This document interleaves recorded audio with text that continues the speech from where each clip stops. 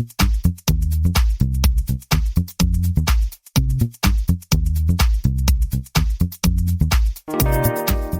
everyone, welcome back to the 258th episode of the Internet of Things podcast. This is your host, Stacey Higginbotham, and your co-host, Kevin Toffel. And we have a show for you this week. We're going to be continuing our talk about COVID-19.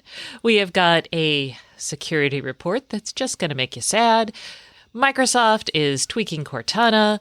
We've got robots managing people. But on positive news, Google is trying to save some fish. Yay! Yay, Nemo! We've got other little news bits from Goodyear, Somfy, Allegion, Vivint, and our guest this week is Johanna Hugare, who is at Volvo CE working on their automated equipment development. So we're going to be talking about, self-managed mines and 5G and other exciting topics. We're also going to hear from this week's returning sponsor, Machine Q. Everybody, thanks, Machine Q. We're also going to hear now from another one of our sponsors.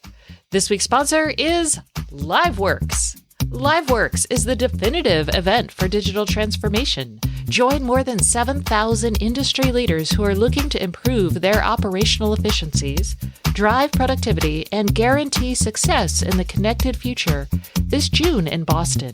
LiveWorks is packed with networking and content, including more than 40 sessions focused on the industrial IoT. By the way, I am going to be speaking there, and I would love for you to join me.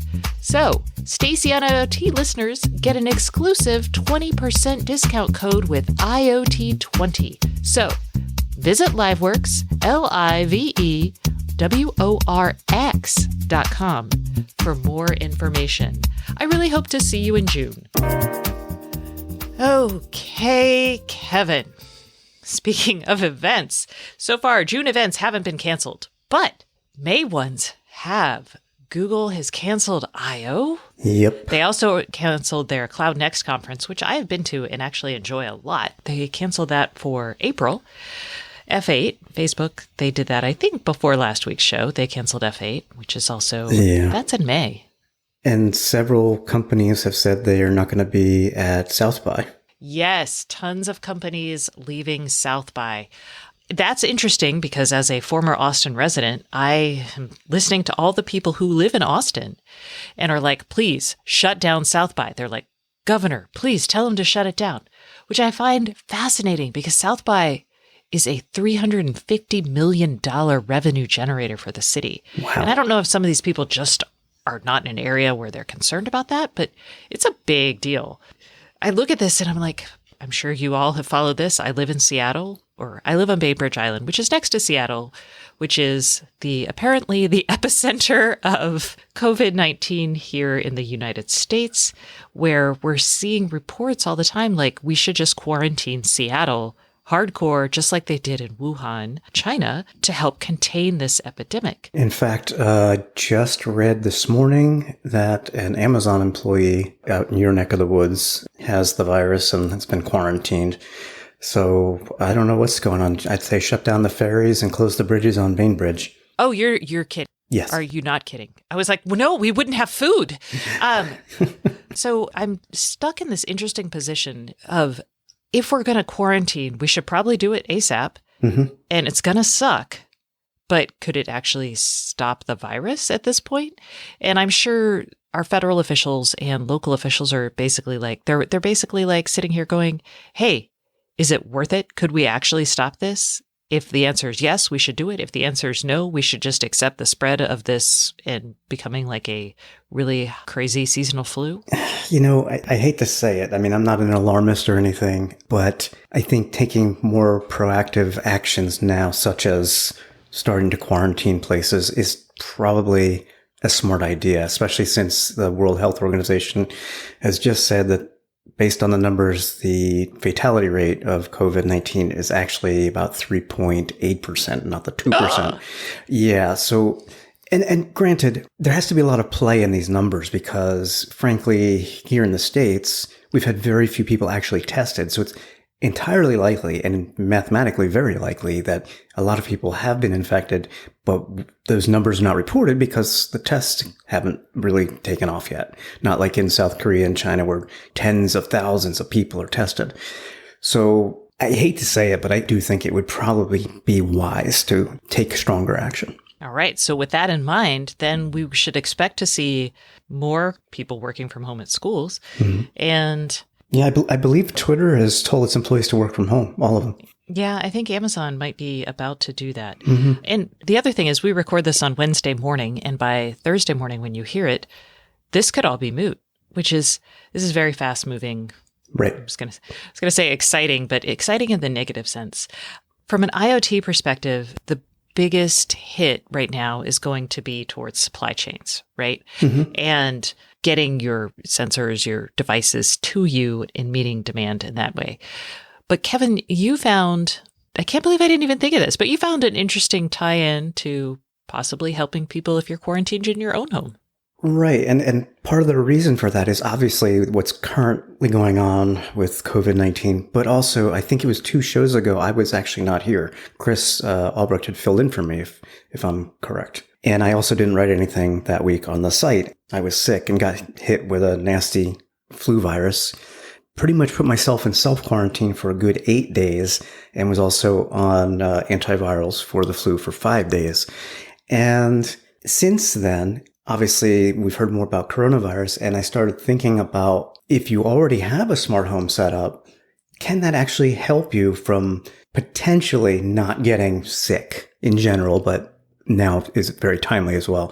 And, all these voice controlled devices really come into play because, I said in the post that I wrote about this, I'm not a germaphobe, but because of what's going on with coronavirus, we have more hand sanitizers around the house, and I'm being more intentional with, not just walking out and about around masses of people and washing my hands more often, etc. So I started to think about, really leveraging all the voice controls for the house as much as possible because there's germs on everything, quite frankly. So, picking up old cruddy TV remotes to change the TV, I don't really need to do that anymore. So we've kind of stopped in the past week using our TV remotes, and we're just doing it all through voice. And not everybody has that possible setup to support that, but we happen to. So if you do, if you have an Android TV or Chromecast TVs, or maybe you've got, Fire TV, etc.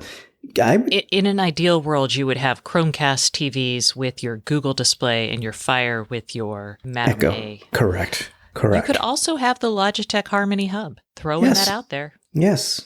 So works with both. So we're a Google Home family, and I have Chromecast TVs and Android TVs, so it all works. I can tune into anything, change channels, volumes. I don't need to touch anything. That's kind of the driving force behind what I was thinking here. So some other things are just general light controls, making sure those are easy for people to use. And we talked about that so many times. I'm not going to get into that, but I used my video doorbell earlier this week in a way I never have before. And I'm just throwing it out there. I'm not saying you should go do this, but I thought, I've got a delivery coming, and usually the driver will leave whatever on the porch. They'll ring the doorbell, leave it on the porch, and go. It was going to rain that day, and I did not want the package to be wet, but yet I'm like, do I need to physically interact with this person? And it's like, no, I don't. So when I heard the FedEx truck drive up, I tuned into my Nest Hello video doorbell in advance, waited till the driver got close enough to hear me speak through it. And I said, hey, can you put this inside if I unlock the door? And no problem, he said.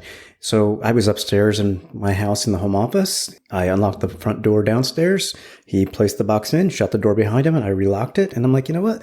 Really smart way to try and avoid unnecessary contact. I'm not saying I'm avoiding all people or anything. It's just something to consider if you have a home set up this way. Yes. So how to self-quarantine with your smart home. I like it. Yes. And you're missing, I think, that voice-controlled Delta faucet that you had as a result of this story. Yes, I had capacitive touch and voice control on my Delta kitchen faucet, and I have an IR soap dispenser. But just because, when your hands are all greasy with like chicken parts or something, you're like, I don't want to deal with that. But being able to touch something with the back of your hand, for example, and have the water turn on, you could have like a totally I guess, touch-free. It's not touch-free, but, well, actually, you could tell Madame A to turn on your faucet, and then it would be totally touch-free.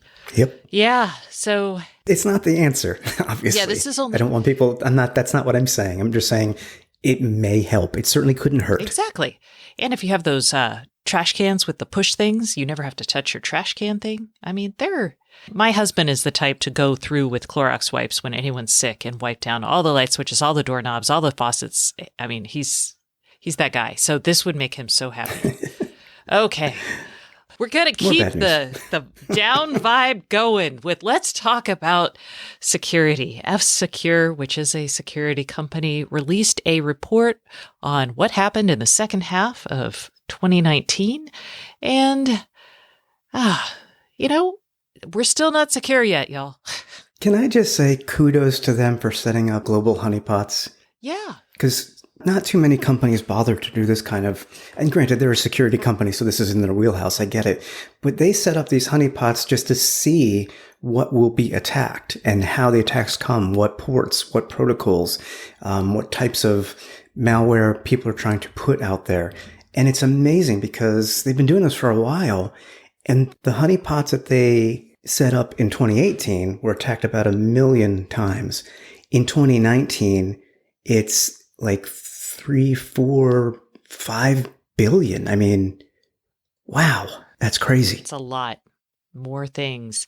And yes, there was recently, and I'm trying to remember, it was probably this year, but maybe January, someone had set up an industrial honeypot to look like a smart factory. And it was a really in-depth report. But this is a much more casual one that's designed for all computer usage, not just industrial IoT. Right. So yes, right. I'm still pro. Yay, thank you. Yeah, so more attacks. Our friend Telnet, which shut it down. Just shut it down. What happened with Telnet the second half of 2019? Oh, it's just out of control. So in the first half of the year, F-Secure reported their honeypots were attacked over Telnet 760 million times. It dropped off in the second half, down to 523 million, but still in 1 year, you're looking at almost 1.3 billion Telnet attacks just on these honeypots, which makes you wonder how many actual in the real world attacks over Telnet there are. Has to be tens of billions. Has to be. Yes. And by the way, this is our fault in the United States. Yes, it is. Because the top sources of Telnet hits, 247 million of them were in the United States. We are above and beyond crazy. If you add up the next 4, it doesn't even come out to, but I don't know, maybe a quarter of the total attacks in the U.S. So, stop using it. Stop using it everywhere. Telnet is usually left open on networked video cameras. And Kevin and I actually, because like for the last year, Telnet's been a problem. I mean, it's been a problem before that, but we started paying attention to it. And I've talked to people and I'm like, so what's the alternative? They're like, just don't use it. SSH, baby. It's got to be legacy devices. Yes. I gotta wonder how many companies don't realize that they have old devices using Telnet. It's a device that's not maybe critical or it's just something that's always worked, so why replace it? I'm sure a security company could make a boatload of money going to different businesses and auditing for Telnet. And everyone, when you are starting to add IoT, I mean, you should have had done this already, but if you have nothing that's auditing the devices on your network, that is essential today. You cannot get away with not knowing what's on your network. And the reason is people are bringing all kinds of stuff on your network now, and you've got to know what it is and what it does. Like when I talk to people in the hospital space, they don't know what's on their network, and they find that terrifying because they have all this connected stuff that might become compromised and result in like patient safety, like hurt patient safety. It's just astonishing to me. You've got to know what you have. Let's move on to something also just not happy. Microsoft. Cortana's done as a consumer-based voice assistant, a digital assistant. I mean, we knew that was happening, but I guess I didn't think that they would strip out consumer features, and that is what Microsoft has said they're doing in the next Windows 10 release. That you're going to add a lot of productivity and privacy controls in Cortana with Windows 10, but they're going to strip out consumer skills that include music, connected home, and third-party skills. So I kind of feel like, I don't know. I mean, I never bought a Cortana device, and I know this is specific to Windows 10, but if I was a Windows user and relied on Cortana for those consumer things, I'd be pretty bummed. Yeah, me too. Okay, in a show full of grim and sad stories, we have what might be the most dystopian story. And that's quite frankly saying a lot this week. So, Kevin, you want to share the bad news? The bad story? Well, I have good news. Robots are not really taking your jobs. The bad news is robots are monitoring your performance at your job and are able to pretty much fire you. This was a scary story, but it's based in reality. The Verge has a long write-up about AI and robotics in warehouses, call centers, housekeepers at hotels. And the thing is, let's say maybe you work in an Amazon warehouse, for example, you've got to do your job as quickly as possible. Amazon has set it up so that you have, I'll call it a service level agreement. You've got to get X number of products bagged, carted, boxed, etc. every hour. That's actually very easy to measure through sensors, AI, cameras, etc. And if you're not meeting your requirements, you could be let go just through that type of monitoring. I mean, that's just scary. Yes, because it doesn't account for you being a person and people having bad days. And this gets to the heart of something I've written about it for a while, but I'm going to bring it up again because you really can't bring this up too often, which is we talk about IoT a lot, about making the invisible visible. And it shows you that a lot of assets that we have are underutilized. And we talk about that a lot. So think about like, oh, your car's in your garage all day, so maybe Uber makes more sense. Or you've got empty hotel rooms, so maybe there's a auction site that you can do for that. Workers can also be part of this, and it's happening. And the question is, what is a good utilization rate? It's not 100%. Very few factories run all out at 100%. 80% is probably more viable. So you've got to think about what's sustainable and then what are the external costs and who should be paying those. So if Amazon is saying, hey, we need everybody to work at 100%, which I don't think that's actually the case, but it probably feels like that. 80% all the time, every day, or a robot's going to just come in instantly and fire you is actually pretty scary. So even if you're running at 80%, there are costs to that in terms of the health of your workforce. And right now, Amazon's not paying for those costs because in a lot of cases, these are contract workers who may not have health insurance. If they do have health insurance, is that enough? I mean, what are the other societal costs associated with that? I don't know. The danger with IoT is that we're going to optimize for one thing and it's going to be the wrong thing. And we may not realize it till it's too late. And that, it scares me. Yeah, I mean, I totally understand. I mean, I worked in a call center way, way back in the day, and it wasn't automated monitoring, but we had managers who would monitor, how many calls you bumped up to a supervisor that you should have handled, the wait time was for a call, how long it took you to resolve a problem. And I get that, but when you automate that, you take away the human factor of, well, maybe that person had to go to the bathroom and that's why they didn't pick up that many calls in that 15-minute time period or something like that. There are so many little nuances to being human that you can't make that an algorithm. One hopes you can't. I mean, in some ways it's like, well, this is great because then you don't get bias. Like someone's not going to fire someone because they hate women. But it can't just be data driven, completely data driven and with tight, rigid controls there. Yeah. I'm anti-data driven. Like this is someone's livelihood. This is their potential for feeding their family. You can automate smaller things, I guess. This is not where I want us to go. This is not the promise IoT holds. I mean, it is a promise, but it's not the one we should focus on. Okay. Let's focus on what IoT should focus on, actually, which is, maybe saving things around us, maybe reducing our impact on the environment. Google is trying something cool out. Kevin, you want to explain it? Yes. And as always, all the cool stuff usually comes from their team at X. This is a moonshot type of project. It's called Tidal, Tidal. And what it is an underwater camera system and AI machine perception that can interpret fish behaviors, they say, not visible to the human eye. Essentially, fish farmers can gather or get that data and, alternate or adjust food or, water levels, maybe it's pH, whatever it is. And I guess make the fish happy for one thing, but also be more productive in the farming of their fish. Yes. And I don't know.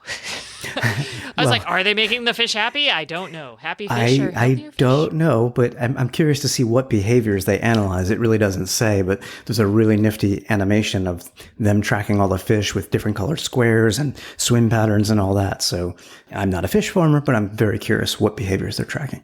Yeah. And in cool, tracking of fish, we have seen things like there are actually projects to use computer vision to track fish as they go through dams. So one of the issue is when you build dams with fish tubes, the wrong fish can get in there and you don't want those fish. So their scientists have built computer vision that shunts the wrong fish away and then lets the salmon go up the ladders over the dam.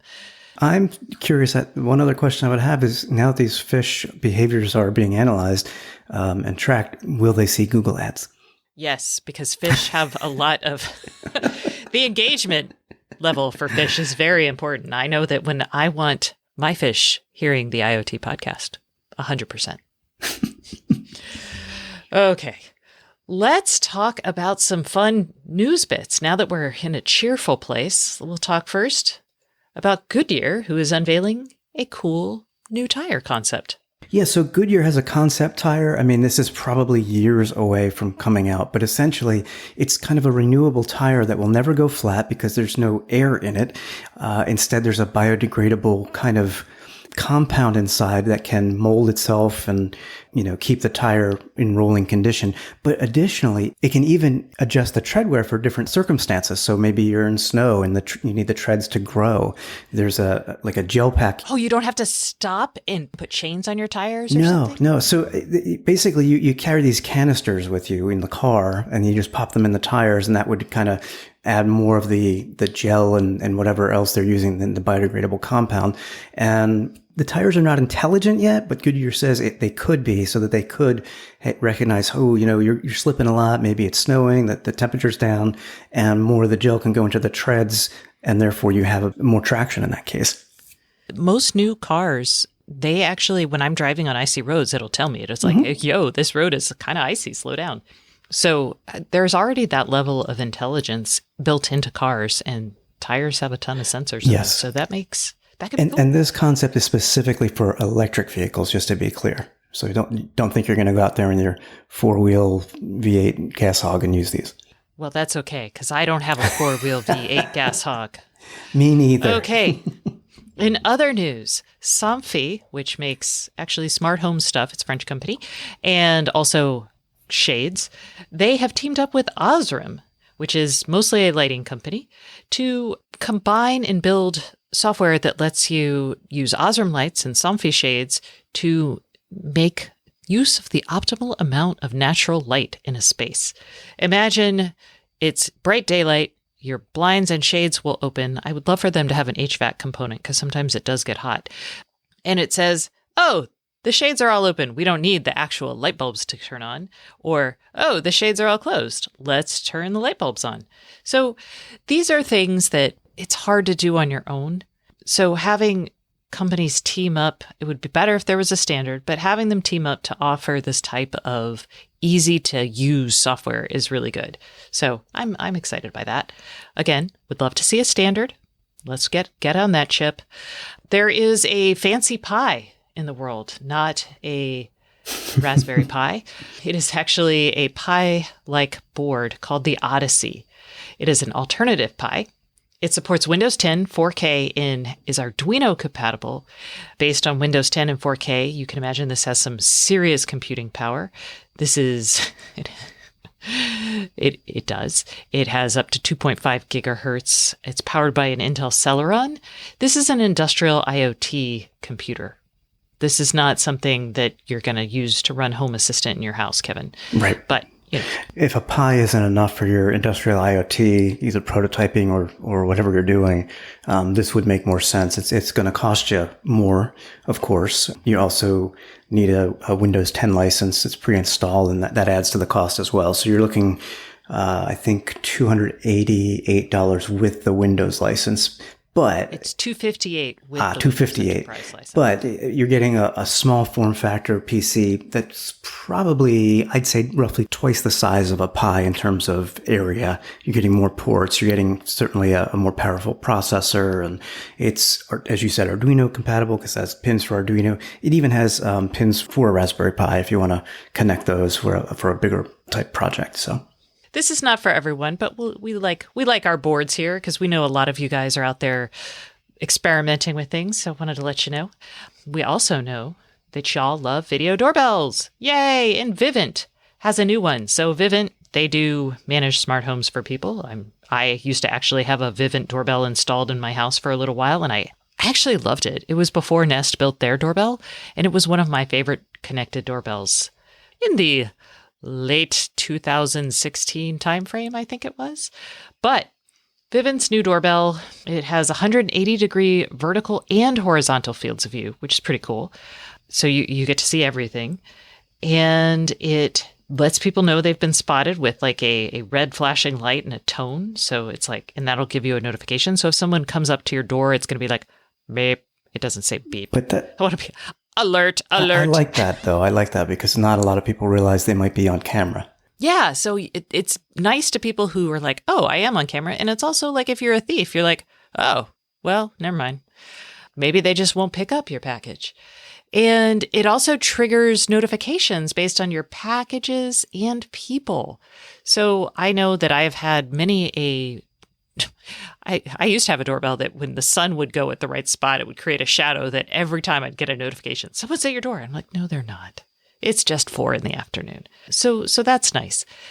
Anyway, the only way you can get this, though, is by buying a Vivint system, but it's a nice doorbell camera. So if you're looking at that, I might take a look at the Vivint. All right. What else do we have? Oh, we have a deal. Allegion, which makes the Schlage locks that we talk about all the time on the show. And they also do the push bars inside any movie theater or hospital or school that has those door opener things where you push the bar in. Allegion makes those. So just in case you know, they did a strategic investment in a company called OpenPath. I've written about OpenPath, but what this company does is they let you take your smartphone and have that be your access credentials into a building. And they do it in a secure way using their magic software and secret sauce. And it's just nice. So you don't have to you don't have to badge in with like NFC style systems. Your phone's in your purse or your pocket, but you've registered in the system. You just walk right in. So it makes sense. It's making access easier. I think it is time for the voicemail. And the winner for February. This week's winner is Doug. And thanks to one of our astute listeners, there is an open question. What are we giving away? They pointed out that we had offered a Smart Things item at the beginning of the month, and then later we switched to Hue light bulbs. This is my fault because I'm just scatterbrained. But Doug, you actually get a choice. So we'll reach out to you and let you know, and you can tell us what you want. We're not going to get a scatterbrained this next month. So for the month of March, our prize is going to be an Aware Glow C, which is a plug-in device that monitors your air quality. And you can also have it control a light, control a humidifier, control an air purifier. It's a very nifty little device, I think, which is why it's our prize for this month. Yay! So if you would like to win the Aware Glow C prize for March, give us a call at 512-623-7424 and ask us a question. That's all you have to do. We hopefully will answer it. We may not get to it, but we try. And that brings us to this week's question, which is from Billy. Let's hear it. Hey, Stacy and Kevin. This is Billy in Montana again. I called a few months ago about a garage door. I am actually calling today about Z-Wave lock, or maybe not Z-Wave, but Z-Wave would be my preferred. But basically, I'm looking for a smart lock that's not actually a lock. I really just want status. I don't really want the ability to open or close the lock or lock and unlock the lock, but I would like the status to be known in my smart home software. And so Z-Wave or Wi-Fi would probably work. But yeah, so if there's something like that out there, I would really like to know about it. Feel free to use this on the show, and thanks so much. I really love the show. Bye. Oh, Billy, I have bad news for you. Yeah, this is a unique request. This is a unique request. I get why you don't want it, but it doesn't exist. So this is a product that they have in professionally installed high-end security systems, like a strike plate sensor. They don't have anything that you can DIY here. And I mean, maybe you could build something, but even I wouldn't attempt that. That's not going to be easy to do, I don't think. no, because the type of pressure sensor you'd want for a deadbolt being engaged, getting a radio, it's just... Yeah, I mean, like a plunger and a sensor and a radio. I mean, You could have an always off radio if you could think. I wrote about a company that's doing something along these lines, but the idea was it was in diapers. And when the diaper got wet, the water would power up a sensor inside the diaper. And the fact of it powering up said, I am wet. Right. That makes sense. You could create something that powers up only when the strike connects. But that's that would have to close a circuit. And how often is that strike opening and closing? I mean, that's, granted, babies can go through diapers very quickly too, but I mean, if it's a heavy traffic door, you're going to, I can't come up with a better answer. At first, I thought I just want to know if the door itself was open or closed. I'm like, oh, that's easy. We just get a door sensor. Close sensor. Right. Exactly. But no, this is interesting and unique desire to know basically if the strike is open or closed. And August has a sensor that will do that with their lock, but they also have the motor that drives the deadbolt to open and close. Right. And my Nest by Yale lock, when it goes to lock, if the strike doesn't get to fully engage into the door frame, it will tell me it can't lock. But again, that is a lock, and I don't think he wants a lock. No. So, Billy, we have an answer. It's just not one you're going to like. So there you have it. I called a couple lock companies and looked in Europe and China where the market's a little bit different, and we found nothing. Sorry. Good idea for a startup, though. I don't know about the demand there. I'd rather see research in cool, low-power sensing devices that don't require, a lot of smarts. Right. All right. Moving right along. Remember, if you would like us to crush your dreams, give us a call at 512-623-7424. And if you do it this month, you might win the Aware Glow C. La la la la. Okay.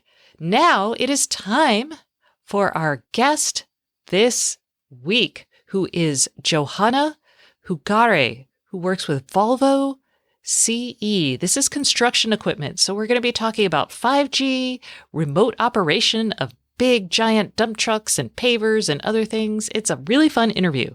So stay tuned for that after a message from our sponsor.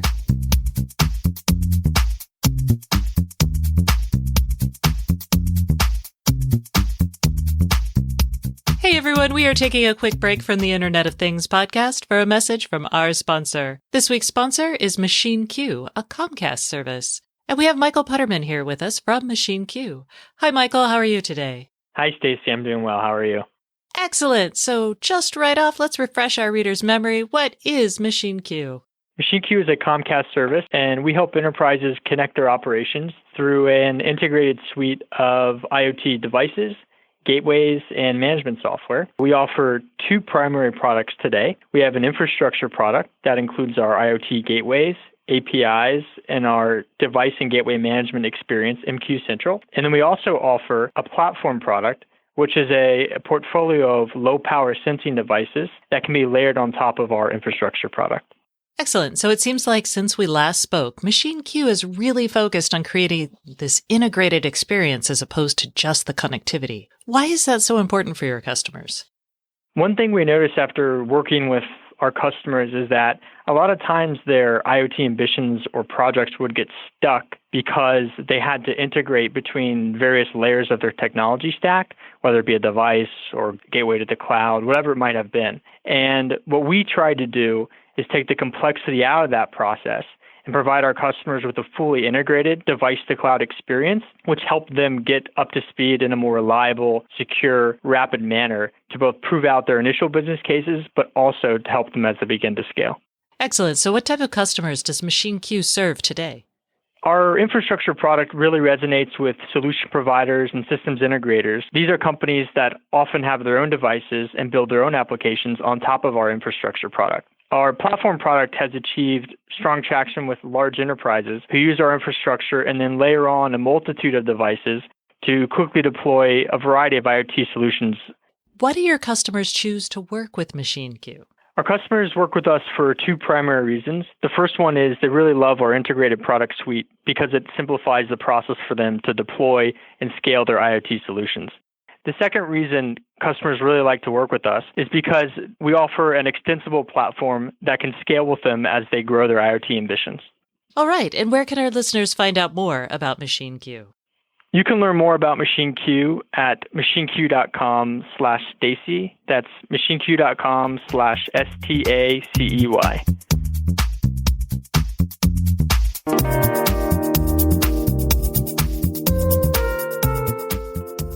Hey everyone, welcome back to the Internet of Things podcast. This is your host, Stacey Higginbotham, and today's guest is Johanna Hugare, who is a manager of a team of developers who are working on autonomous machines at Volvo Construction Equipment. Hi Johanna, how are you?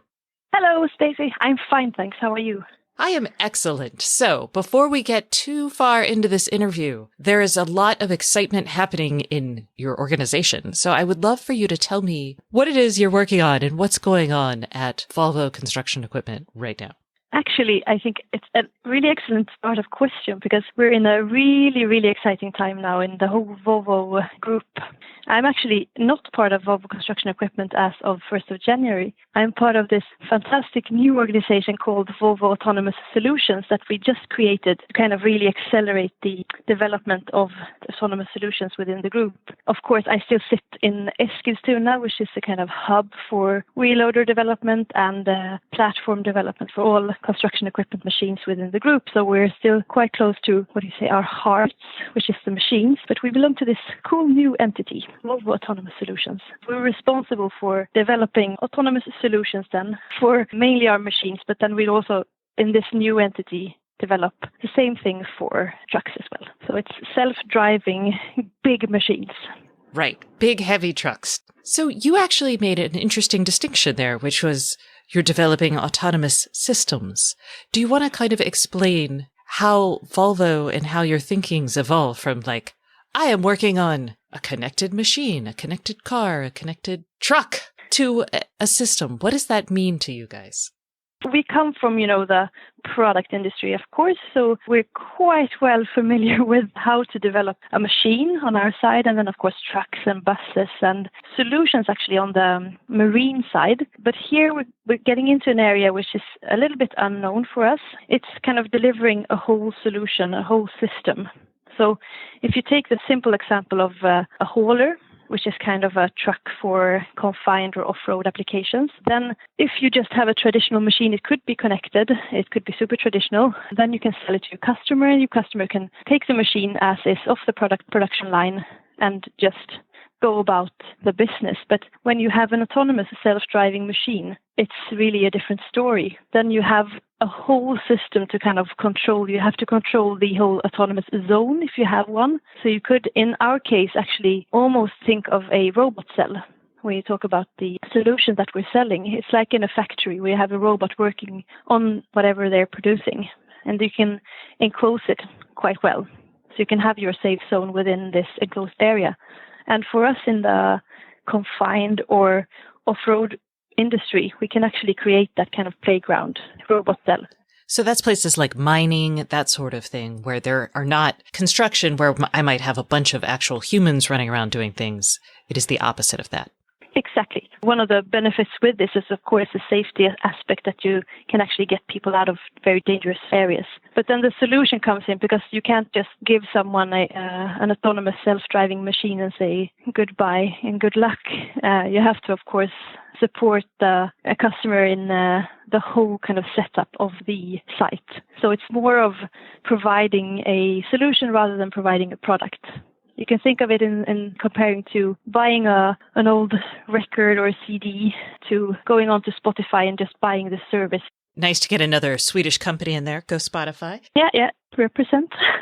All right. So let's talk about this because you guys have been offering connectivity. So you've had predictive maintenance. You've had a service called, I think, Active Care Direct, which is just a system to get data off the machines and analysis of that data. And how is it different? And how has Volvo evolved from selling basically a machine to selling what is really a service? We're right in the middle of that evolution. It's like when your Pokemon changes shape. It's in the shape-shifting phase where we're right now looking into. I mean, this spans over the whole business. It's not just technology because I think, I'm biased because I come from the technology side. We're in that sense, early adopters of these new technologies, and we're kind of so ready to sell whatever technology and solutions that we have developed. But then you have the whole industry all the way out to the dealers who actually are the ones interacting with the customers most of the time. So right now we're in this very expansive growth phase where every single person in the chain are involved in development of this new kind of way of working. And when it comes to connectivity, as you say, we're already there. But then when it comes to actually having this solution and selling that, I think we have a little bit of a way to go. We're actually right now getting into something extremely exciting. On Monday next week, we're going to actually start our first commercial pilot with this autonomous solution. It's not actually on the market yet because the intent is to kind of pilot or demonstrate both the automation technology as such, but then also the solution we provide throughout the whole chain. Oh. So when it comes to some of these connectivity services, they're there and they work and everybody's aware. So that's kind of very, very good at the moment. But the next step for us is actually to getting into these future technologies in both the machines, but also on the business side. So what does that mean, especially the distinction between services on the technology and services on the business side? I think it's an excellent question. You're asking an engineer, so obviously I would have an answer. If you ask our kind of marketing people, then they would probably have another view on it. And you're perfectly right. When it comes to the technology as such, the sensors, the GPSs, the radars, the LiDARs, all the kind of equipment we have on our machines to make them autonomous, of course, that's kind of under control from technology perspective. The techniques as such they're not particularly new, and we're quite confident in the functionality there. But what I mean when I say the business side is how to kind of create this system and this human-machine interface, some kind of GUI, if you will, an app or whatever that allows the customer to maybe monitor the site or operate the site, improve the site perhaps even, but also thinking of the possibilities for Volvo to kind of be the provider of this service. So maybe our customers won't come to us and ask to buy a specific machine or even an autonomous solution. Maybe they will come to us and ask us to provide something in terms of productivity, like how much material produced per hour. Maybe that will be our kind of product instead of an actual yellow machine. So it's kind of a huge shift for us in that way of thinking, especially on the marketing side where they're fantastic at selling our product. Okay. And physically, because I, like yourself, am pretty tech and hardware focused, if I hired Volvo, is it that I would hire you guys, like I'm opening a new diamond mine in Canada. I want you guys to come in and set up the site and provide me the equipment for a fee. And for that, maybe it was not a fee could be a cut of revenue for a guarantee of a set amount of productivity. Is that the sort of thing that we should see at this kind of systemic level? Yeah, probably exactly like that. You will tell me that, but Johanna, I need 300 tons of diamond per hour, and then you tell us to provide that, and we will either put autonomous machines there if we think if it's a mine and there's a very dangerous situation, and we can perhaps increase productivity by actually having machines being able to work while directly after a blast, for instance, or increasing productivity during shift breaks to have teleoperated machines, covering from ground level where the operators don't have to go into the mine and so on. I mean, whatever the whole solution will be, maybe we will be the ones figuring that out for you. So you just tell us that this is the amount of material that I expect you to produce. Now that's interesting because I would not think of Volvo necessarily. I do think of heavy equipment, yes. I don't think of it as being able to assess the amount of productivity well from, and I know mines are a little bit wonky, so maybe that's a terrible analogy, but we'll just go with it. We'll pretend all mines are relatively uniform. That implies an expertise that I do not associate with you guys. And so I'm curious how that works into the business plan. Do you work that out with the customer? Yeah, you have established CapEx that you're probably really familiar with for building a hauler or a paver, but operating a mine is very different. So I just don't know how the evolution is. No, it's really different. And I think we won't be operating the mine. We will actually be executing on the mine operator's requests for productivity, especially for the construction equipment industry. I think we are so well into our customers' operation and the need, kind of understand their business so good, because we need to make these machines that are actually not generic. We have quite a flora of different types of machines adapted for the different types of needs. So even on an engineering level, we're quite familiar with the actual environment that our customer kind of operates in. But I think, that's actually the strategy 100% right now when we work on these new technologies and new solutions, to find synergies between ourselves from the Volvo and the OEM side and the customers, then to find these customers who actually kind of align with us, where we feel that we can actually create something that is not 10 years into the future, but is actually now. And the customers who can actually also appreciate and accept that we're part prototype on the machines. Right now, it's a lot about synergies. Got it. And let's talk about your customers. How, as Volvo has added intelligence to their machines and, there are subscription plans associated with predictive maintenance and whatnot, how have they, evolved along with you? What customers are willing to take this? I assume there's still a mix that are like, no, just give me my excavator and be done. What has that journey looked like? There's definitely the mix. It's definitely the mix. As in any industry, you have the customers who kind of just want the machines, as you say. But I'm also because I'm not actually from the construction industry. I've been in this industry 6-7 years, but before that I was in the truck and bus industry. But I actually found out that when I moved to construction equipment, our customers, a lot of them are actually super progressive and very innovative, and not at all as traditional as I thought they would be. For instance, since we talked about mining, we have 2 Swedish companies that are huge in mining, Boliden and LKAB. They're kind of some of the most innovative companies that I've ever met. They do anything as long as it kind of possibly helps them with their mission. So they can develop maybe a jacket to safeguard their workers in the mines. They're so innovative. So for them, it's almost, they're pulling this technology out of us at the moment.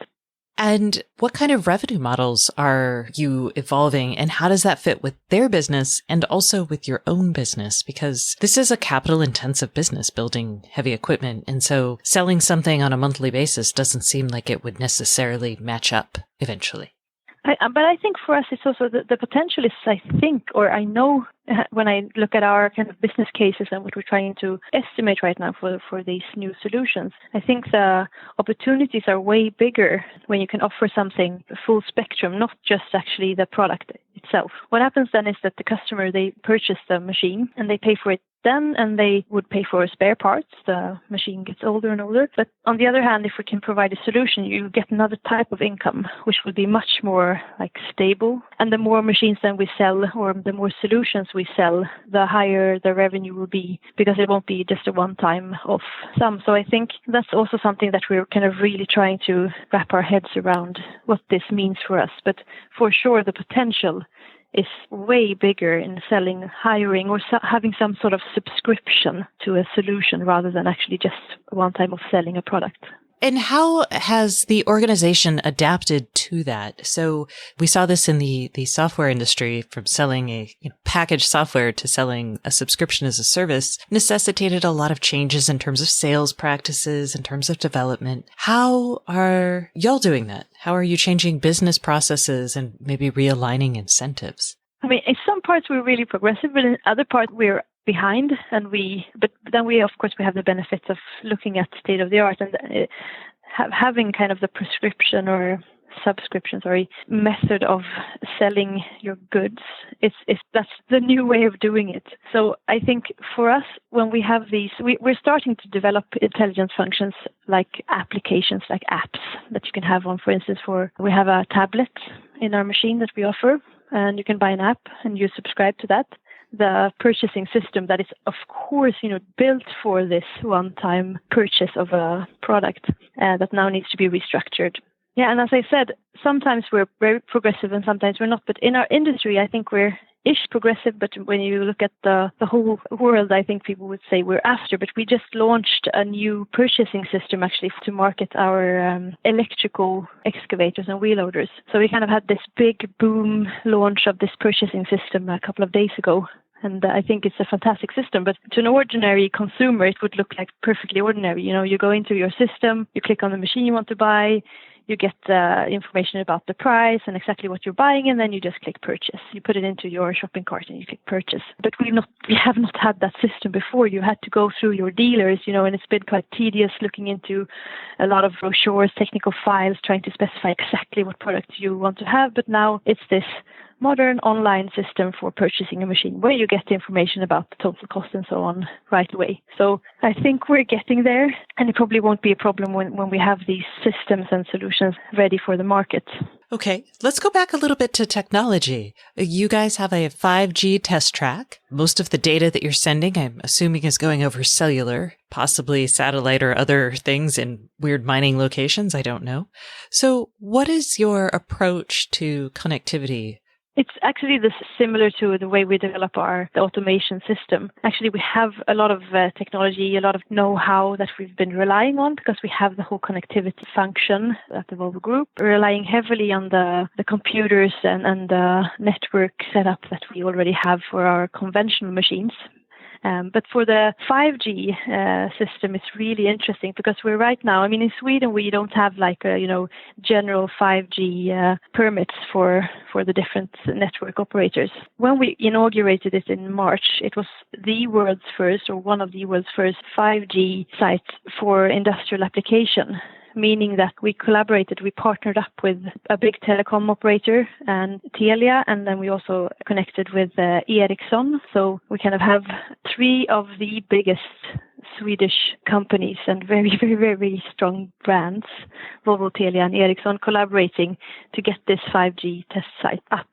Just in our backyard, actually. So if we would have been able to purchase 5G cell phones or mobile devices, but then we could have been, on 5G here in Eskilstuna, quite locally. So it's a super cool system. Got it. And what are the advantages of 5G? We hear a lot about 5G, a lot about latency and capacity. I'm just curious, from your perspective, having worked with other cellular technologies, so 4G, which is still pretty good, what will change in that world for Volvo CE? Coming back to 4G and even 3G, 4G is definitely good enough for a lot of the things that we're trying to accomplish, even with the autonomous machines and teleoperated machines. But the thing with 5G, latency is one thing. When you have teleoperated machines, and you know what that is, that's a remotely controlled machine that you can control from almost anywhere in the world right now. You can be 8 hours away from your machine and safely operate it.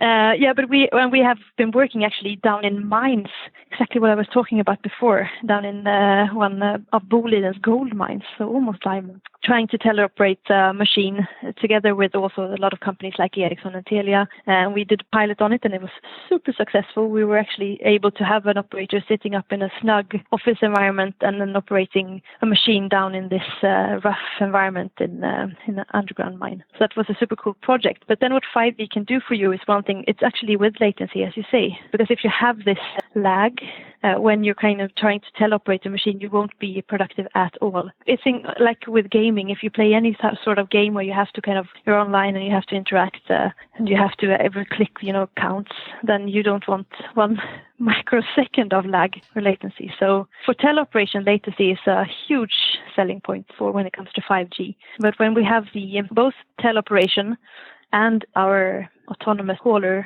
or transporters, then another thing that is really interesting is, of course, then the capacity and the bandwidth. And we realized that it's actually the opposite. When we talk about normally about 4G and bandwidth, then we're kind of interested in downlink. We want to download stuff as fast as possible, and we want things to go fast. But when we're talking about our machines, we actually want them to send information uplink. So we kind of realized when we started talking with Telia and Ericsson about this, that for us it's kind of very, very interesting also the data going up, and we have a lot of data. So there we kind of had a really interesting aha moment together with these fantastic companies where they kind of understood us and our needs a lot. So of course then 5G is good. And then maybe the last good selling point, or one of the other good selling points with 5G that we're interested in exploring, is the possibility to slice the network, to actually have your own allocated space on the network to guarantee the operation.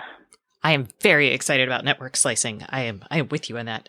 You've mentioned your partnerships with Telia and Ericsson, and I'm very curious, as you're building these systems, it is probably not, I'm sure you guys would love it, but people probably are going to have a mix of equipment providers, a mix of maybe even, service providers or other companies in the mix. So how are you thinking about partnerships?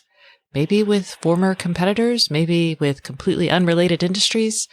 How is that affecting your business? How are y'all thinking about that as part of this system?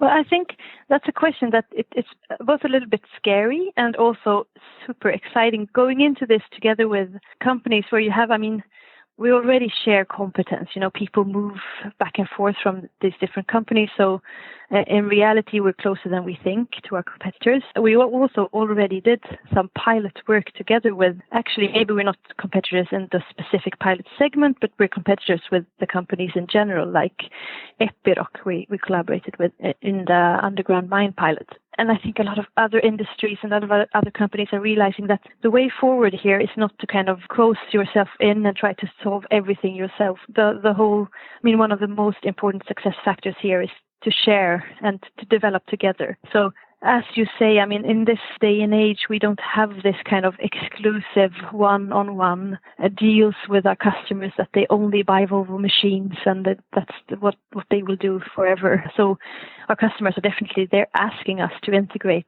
our products into their systems. Maybe they develop the systems themselves, or maybe they're from competitors or potential competitors. So I think for us, it's just we just have to realize that it's a different world. And I kind of really like that type of openness, because I love technical development and I love we need to take leaps now to secure, anything from climate change to supporting people in developing regions and stuff like that, to actually take steps towards a much, much better society. And you can't do that if you kind of go silo and just work within your company. We actually already have this tablet I was talking about before, and it was a bit scary, but we actually opened up to say that we can actually have that, we call it the co-pilot. We can have that on competitor machines as well. So it's shaky for us in the knees, but we're getting there. I like it. I think businesses are going to be built much more on relationships going forward than they are on individual one-off transactions. And I think that's going to challenge a lot of, I think it could be good ultimately, but I think it will challenge a lot of existing business practices. All right. Johanna, thank you so much for coming on the show today. I really appreciate it. Thank you. It was really fun. That's it for this week. Thanks so much for listening. And remember, if you'd like more IoT news, sign up for my newsletter at stacyoniot.com. We'll see you next week.